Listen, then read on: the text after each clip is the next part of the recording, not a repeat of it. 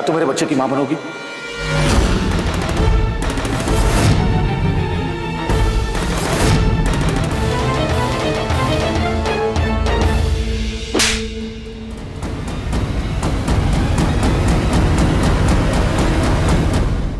टेनी, तू मेरे बात का गलत मतलब समझ रही हो। क्या मतलब? हाँ?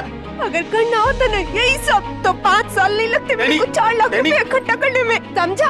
कंधे नीच आदमी, तू रुक, देख तुझे मैं दिखाती हूँ, हिलना नहीं, समझा?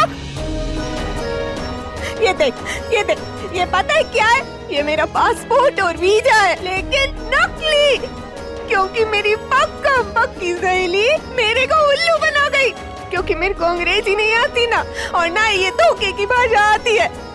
मैं 1.5 साल से अमेरिका जाने के सपने देखती रही, और वो पारुल मेरी बहन, मेरी अपनी, मेरे को पोपट बनाने के सपने देख रही थी। और तू भी तो वही कर रहा है ना? हाँ, तू भी तो फायदा उठाना चाहता है। उसने पीछे से उठाया, लेकिन हाँ, तू तो बड़ा वाला है, तू तो आंखों के सामने ही उठाना चाहता है। सोना चाहता है ना तू मेरे साथ? सोएगा? तू सोएगा मेरे साथ? 10 लाख रुपए देगा तू मुझे सोने के? छोड़ो इसे और मेरी बात सुनो चुपचाप। मैं तुम्हारे साथ सोना नहीं चाहता। तो बच्चा क्या आसमान से टपक के आएगा? अच्छा, हिलियो समझ के रखा है तूने मेरे को? तेरे जैसे ना मैंने 36। चुप, बिल्कुल चुप। दरवाजा खोलो टेनी। चला जाए यहाँ से, मुझे तेरी बात नहीं सुननी, समझा? टेनी, दरवाजा खोलो, मेरी बात सुनो। नहीं सुननी मुझे तेरी गंदी गंदी बातें। और अगर अभी तू यहाँ से नहीं निकला ना, तो मुझसे बुरा कोई नहीं होगा पार्थ भानुशाली, मुझसे बुरा कोई नहीं होगा। तो हो जाने दो बुरा, मैं भी देखता हूँ कितना बुरा हो सकता है। अब मैं यहाँ से तब तक नहीं जाऊंगा जब तक तुम दरवाजा नहीं खोल लेती और मेरी पूरी बात नहीं सुन लेती। बैठी रहो तक।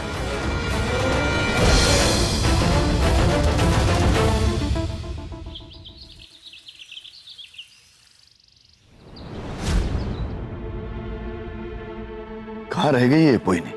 और कितना इंतजार करवाएगी? मुझे तो लगता है बापूजी बेसब्री से मेरा इंतजार कर रहे हैं, मुझे सजा देने के लिए। काकी जी, वो आपको जन्मदिन की बधाई देने के लिए, वो देखो ना सारे गिफ्ट रखे हैं आपके लिए, इसलिए आपका इंतजार कर रहे हैं।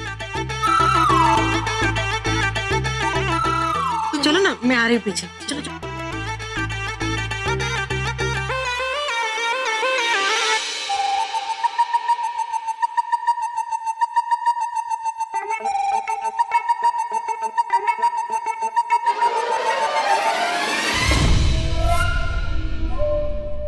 पोइनी, कितना इंतजार करवाया है तूने? हाँ, इधर आ।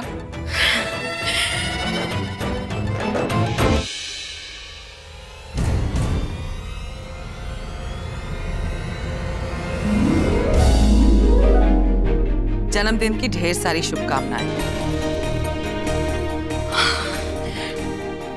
मेरे लिए आपका बहुत बहुत धन्यवाद बापूजी, आपका भी धन्यवाद हो। धन्यवाद। जन्मदिन बहुत बहुत मुबारक हो पोइनी। हाँ, ऐसा सूखा सूखा हैप्पी बर्थडे नहीं चलेगा। हाँ,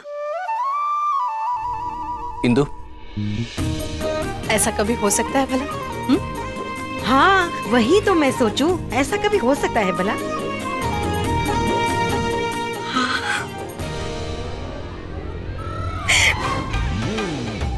अरे वाह, बहुत सुंदर छे। Thank you.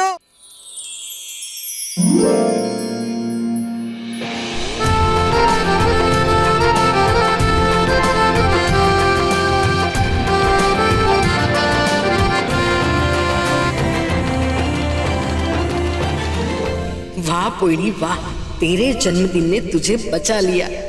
जन्मदिन हो गया, अब कल जो तुमने हरकत की जरा उसके बारे में बात कर लें।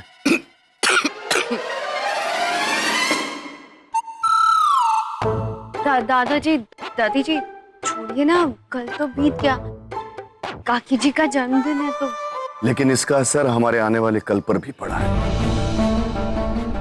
बात सिर्फ शर्वरी बहू की होती तो मैं उसे भुला भी देता, लेकिन कल जो मानसिक तनाव इसने झेला है, और इसने अकेले ही नहीं झेला, उसका थोड़ा असर उस होने वाले बच्चे पर भी जरूर पड़ा होगा, और ये मैं कतई बर्दाश्त नहीं कर सकता।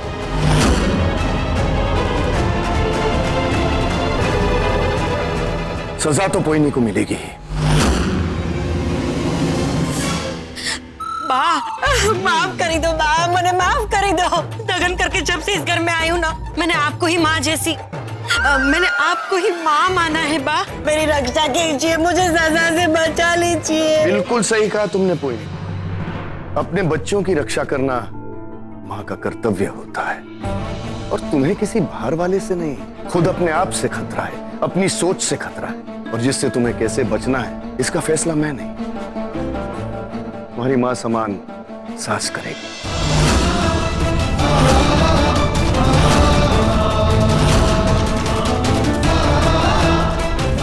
चल रमनी।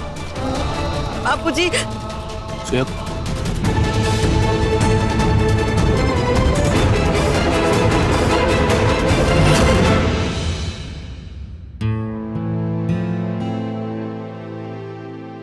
खुद को बहुत बड़ी जिद्दी समझती हो ना, इसीलिए गलतफहमी हो गई है तुम्हें। तुमसे बहुत ज्यादा। तेरी नानी मरी तो मैं क्या करूं, तुझे मिर्ची लगी तो मैं क्या करूं। तुमसे बहुत ज्यादा जिद्दी हूं मैं, और जब तक तुम मेरी बात नहीं सुन लेती मैं यहाँ से नहीं जाऊंगा। बात भानुशाली, चला जाए यहाँ से, गंदे आदमी, तेरी गंदी बातें नहीं सुनूंगी मैं। ये लंच है, प्लीज खिला दीजिएगा, सुबह से कुछ नहीं खाया उन्होंने।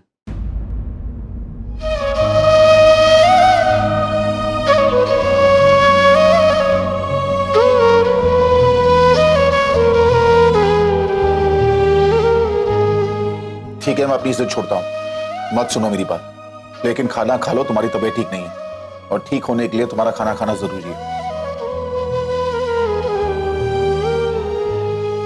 और एक बात, आई एम रियली सॉरी, बहुत परेशान किया मैंने तुम्हें। भले ही मेरी बात सही हो, लेकिन मैं तुम्हारे साथ जबरदस्ती नहीं कर सकता। मैं जा रहा हूं, आई एम रियली सॉरी। मुझे पोपट बनाने के लिए जा रहा हूँ, ताकि मैं बाहर निकलूं और मुझे फिर पकड़ ले और अपनी गंदी गंदी बातें मुझसे करे। गंदा आदमी।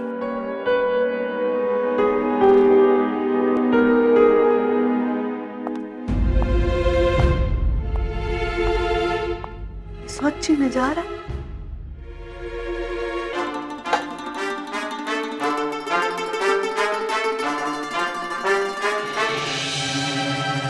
तुम्हारा खाना टेबल पर रखा है, खा लो। रुक, पहली बात तो ये कि ये अस्पताल का उबला हुआ खाना मेरे को नहीं जमता है, और दूसरी बात ये, मेरे को किसी जगह बाहर ले चलो अच्छा खाना खाने, लेकिन मेरे इलाके में, जहाँ मैं भाग सकूं। अगर तेरी बात मेरे को ठीक लगी तो मैं सुन लूंगी, नहीं तो भाग जाऊंगी। मंजूर? दिल से दिल तक। जागृति, जी दादी। जरा रसोड़े से एक वाटे में तेल तो लेकर आ। जी लाई। तेल? बा, तेल की कौन सी सजा हो सकती है? और हाँ, याद से उस तेल को अच्छे से गर्म करके लाना। जी दादी। अच्छे से गर्म करके, मतलब कहीं बाम मेरे हाथों को भजिए की तरह गर्मा गर्म तेल में तलना तो नहीं चाहती ना? और मेरी नेल आर्ट, उसका क्या होगा? दादी। लाओ, ये ले पोइनी। ओए माँ, सच में बहुत गर्म है बा। पकड़ इसे। पकड़ू? ऐसे पकड़, ऐसे। इस गरम तेल से हर रोज सुबह शाम तू शौरवरी बहू के पैरों की मालिश करेगी। नहीं दादी जी, कैसी बातें कर रही हैं आप? काकी जी बड़ी है मुझसे। देखा बा, शौरवरी भी मना कर रही है। रहने दीजिए ना बा, मैं पोइनी भानुशाली, मैं कैसे मसाज कर सकती हूँ? वैसे भी ये काम तो मसाज वाली का है ना बा। हाँ सही कहा, मालिश वाली का ही काम है, लेकिन आज से ये काम तू करेगी। और सिर्फ यही नहीं, सुबह शौरवरी के उठने से रात को उसके सोने तक तू उसके साथ रहेगी, उसका ख्याल रखेगी, और इस बीच में उसे जो भी चाहिए होगा तू सब उसे लाके देगी। यही तेरी सजा है।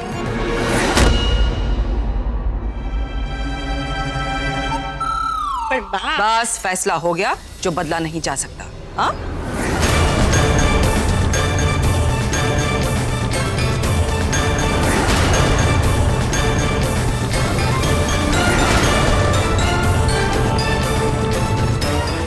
हे काची, ये क्या कर दिया बा ने? कोई बहन का हर समय का साथ तो बड़ा ही खतरनाक हो सकता है शौर्वरी बहू के लिए।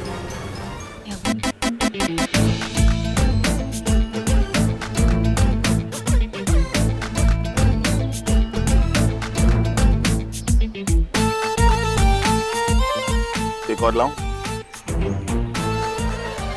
मेरा पेट को तूने देखा ना, रेड सिग्नल दे रहा है, पर मेरे मन में अभी भी हरी बत्ती जल रही है।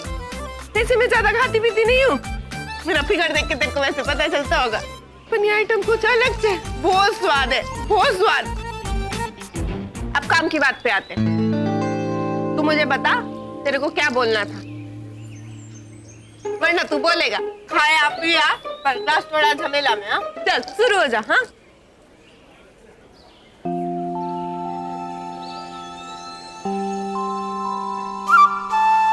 सब की शुरुआत तब हुई जब हम अमेरिका जा रहे थे।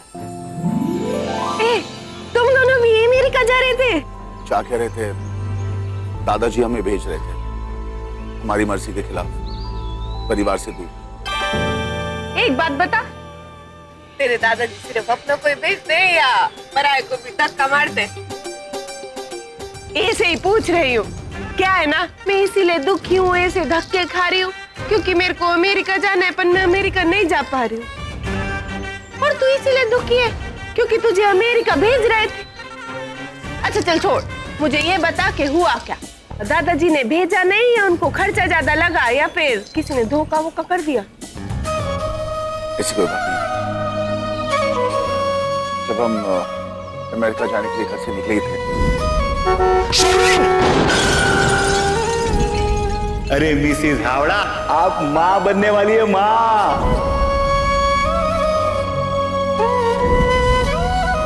उससे कह दो कि कोई कहीं नहीं जाएगा।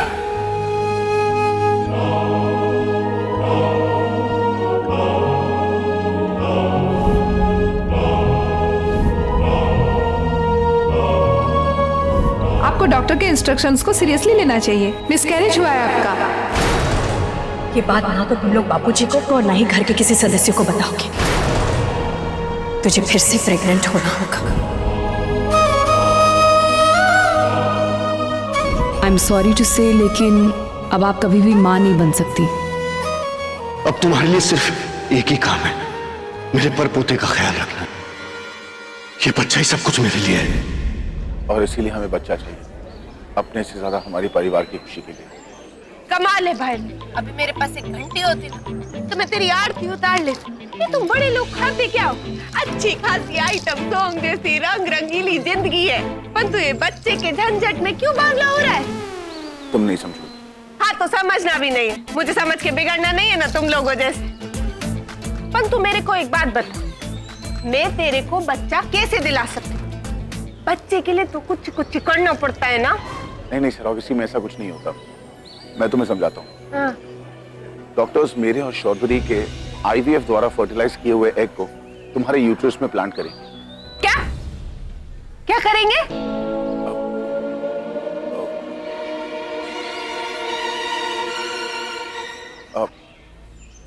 मैं तुम्हें समझाता हूँ। हाँ। तुम्हें बस अपनी कोख हमें किराए पर देनी है।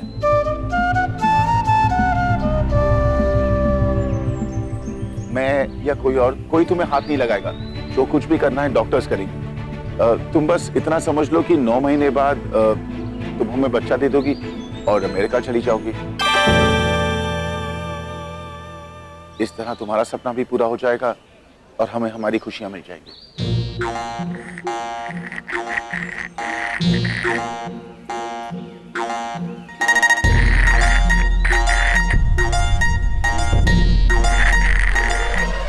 खत्म हो गया। मेरा भी खत्म हो गया। भरोसा इस दुनिया पे क्या गारंटी है कि तू मेरे को ऐसा करने के बाद जय श्री कृष्णा नहीं बोल देगा? मतलब कि 9 महीने बाद अपना मतलब पूरा होने के बाद मुझे बिना पैसे दिए अगर तू भाग गया तो? हाँ